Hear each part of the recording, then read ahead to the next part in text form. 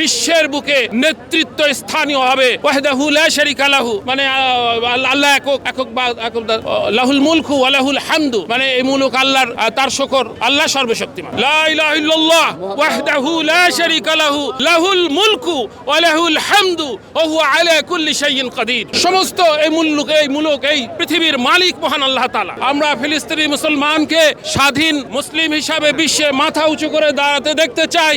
আমরা বাংলাদেশকে সুখী সমৃদ্ধশালী বাংলাদেশ হিসাবে প্রতিষ্ঠা দেখতে চাই। আমরা একদিন এই মুসলমান বিশ্বের বুকে নেতৃত্ব স্থানীয় হবে। এই আমেরিকা, এই রাশিয়া বা চীন যারা ছলনা করছে, এরাও আমাদের কাছে পারবে না ইনশাআল্লাহ। লা ইলাহা ইল্লাল্লাহ ওয়াহদাহু লা শারীকা লাহু লাহুল মুলকু ওয়া লাহুল হামদু ওয়া হুয়া আলা কুল্লি শাইইন কাদির। সমস্ত এই মুলক এই পৃথিবীর মালিক মহান আল্লাহ তাআলা। ওয়াহদাহু লা শারীকা লাহু, মানে আল্লাহ একক লাহুল মুলকু ওয়া লাহুল হামদু, মানে এই মুলক আল্লাহর, তার শুকর।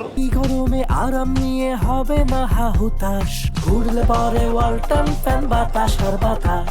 লা ইলাহা ইল্লাল্লাহ ওয়াহদাহু লা শারীকা লাহু লাহুল মুলকু ওয়া লাহুল হামদু ওয়া হুয়া আলা কুল্লি শাইইন কাদির। আল্লাহ সর্বশক্তিমান, আল্লাহ সর্বশক্তিমান। অর্থাৎ আল্লাহর প্রতি যদি ভরসা রাখি, রোজা কিন্তু এই শিক্ষা দিয়েছে। রোজার কাছে আমরা তাকওয়া শিখেছি। আমি প্রার্থনা করেছি ভাই আমার বাংলাদেশের জন্য, আমি ফিলিস্তিনি মুক্তির জন্য দোয়া করেছি। ইনশাআল্লাহ ইসলামের বিজয় হবে ইনশাআল্লাহ।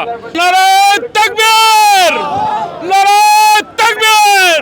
মুসলমানদের মহান আল্লাহ তাআলা ধৈর্য শিখিয়েছে। আমরা অযাচিত কোনো আচরণ করব না, আমরা উস্কানিতে কখনো পা দিব না। মহান আল্লাহ তাআলা রাসূলের আদর্শিত পথে থেকেই আমরা যতটুকু মোকাবেলা করা যায় আমাদের জন্য, ঠিক ততটুকু উদ্যোগ আমরা গ্রহণ করব। আমরা কোনোভাবেই অবাঞ্ছিত কোনো পরিস্থিতি দেখতে চাই না। আমরা জানি এটা একটা উস্কানিমূলক, সারা বিশ্বব্যাপী মুসলমানদেরকে উত্তেজিত করার একটি প্রবণতা। এই প্রবণতা থেকে মুসলমানদেরকেও বেরিয়ে আসতে হবে। কোনোভাবেই একচেটিয়া ভাবে মুসলমান শুধু নির্যাতিত হবে, নিপীড়িত হবে, বঞ্চিত হবে, এটাও আমি মেনে নিতে চাই না। ইনশাআল্লাহ এটা মহান আল্লাহ তাআলার একটি হয়তো পরীক্ষা চলছে, এই পরীক্ষায় আমরা সফল কাম হব ইনশাআল্লাহ।